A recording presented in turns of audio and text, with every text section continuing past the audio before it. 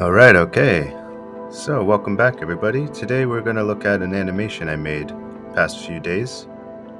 And here I got in the background, kind of going at pretty fast time lapse there. You can see how I was working on the first pass. So this is completion of the first layer of that first circle there. And I'll just be quiet here while it finishes. It comes up to the screen and shoots off. So what I was trying to do is practice a bunch of animation principles, squash and stretch, and there's a typical assignment of a bouncing ball. I kind of wanted to play with the idea of a ball, but maybe take it just a little bit further. Having a dot in the middle there, I find you can play with that, and it adds a little more character to this object. It's just a circle, but you can have it lead or lag. At the circles I'm drawing now, you can see that circle's further back off center, so it's kind of lagging behind the rest of the body of that circle. And I'm just kind of going straight ahead. I don't have it planned out. I'm not doing keyframes and filling out the timing and stuff. I'm just kind of going with straight ahead animation. It's a lot quicker, and I'm kind of just trusting my gut, doing it intuitively. So we're going ahead now, still working on this second layer. This is the second character or second circle.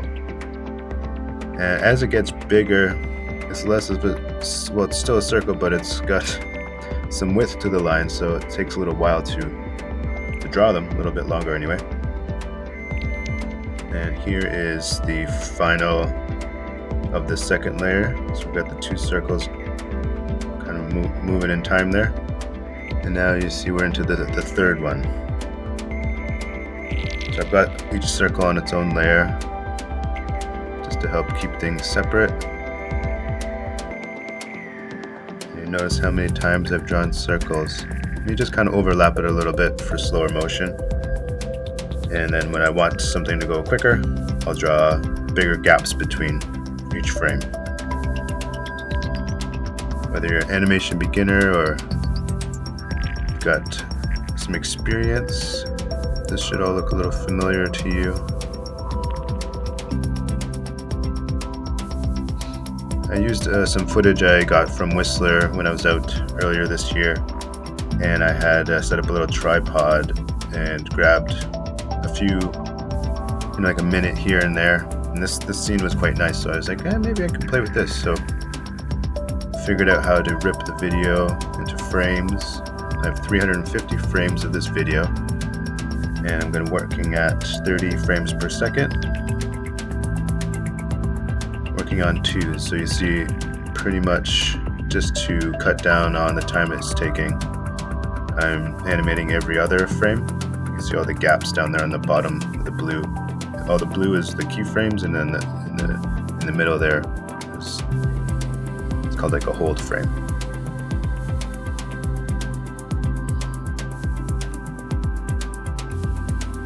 So yeah, having fun with the footage, bouncing off trees, squishing up against them, and recoiling. And you can copy frames. I tried to hand draw most of them. Gives it a little more wobbly kind of effect, like a little more lifelike. So scrubbing through back and forth just to see how the latest frames I've drawn turned out.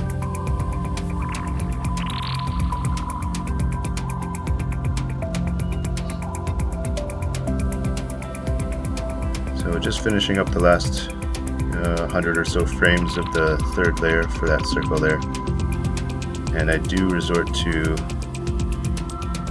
just the transform tool for a few frames here, because the circle was getting big and it was getting tiresome to draw over and over again.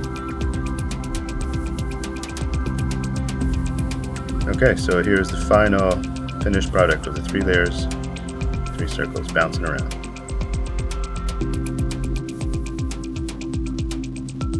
Hope you enjoyed. Thanks for watching. Take care, everybody.